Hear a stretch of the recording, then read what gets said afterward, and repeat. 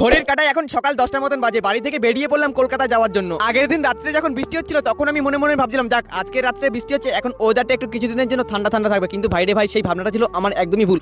বৃষ্টি হওয়ার পর কিছুক্ষণের জন্য ওয়েদারটা ঠান্ডা ছিল, তারপরে কিন্তু ওয়েদারটা সেই আবার আগের মতনই হয়ে গেল। দত্তপুকুর থেকে 10টা 40-এর বনগাঁ মাঝেরহাট লোকাল ট্রেনে করে আমি চলে আসলাম দমদম স্টেশন। এই সকালবেলা অফিস টাইমের জন্য ট্রেনে বাসে যে এতটাই ভিড় হয় সেটা কিন্তু একদম ধারণার বাইরে। মেট্রো টিকিট কাউন্টার থেকে $1 নিয়ে চলে আসলাম মেট্রোর প্ল্যাটফর্মে। এখানে দাঁড়িয়ে দাঁড়িয়ে ওয়েট করছিলাম কখন যে আমাদের মেট্রোটা আসবে। তারপরে কিন্তু কিছুক্ষণ ওয়েট করার পর ফাইনালি আমাদের মেট্রো ঢুকে গেল। তারপর আমি মেট্রোতে উঠে পড়লাম। মেট্রোতে উঠে বসার জায়গা তো আর পাইনি এই অফিস টাইমে। তারপর গেটের পাশে দাঁড়িয়ে দাঁড়িয়ে চারপাশের প্রকৃতি দেখতে দেখতে আমরা চলে আসলাম আমাদের গন্তব্যস্থলে। আর আমাদের গন্তব্যস্থল ছিল আজকের আয়কর ভবন। এখানে আসার কারণ হলো আমার প্যান কার্ডে একটা সমস্যা ছিল, সেই সমস্যার সমাধান করতে আজকে আমরা আয়কর ভবন এসেছিলাম। এখন আমি আছি বিবাদীবাগ স্টেশন। আর হ্যাঁ বন্ধুরা, তোমাদেরকে তো একটা কথা বলতে ভুলে গেছি, আজকে কিন্তু এখানে আমি একা একা আসিনি, আমার সাথে এসেছে আমার দিদা। সব সমস্যার সমাধান করে এখন আমরা দত্তপুকুর লোকাল ট্রেনে করে যাচ্ছি বাড়িতে। আজকের মতন মিনি ব্লগটা আমি এখানে এন্ড করলাম। টাটা।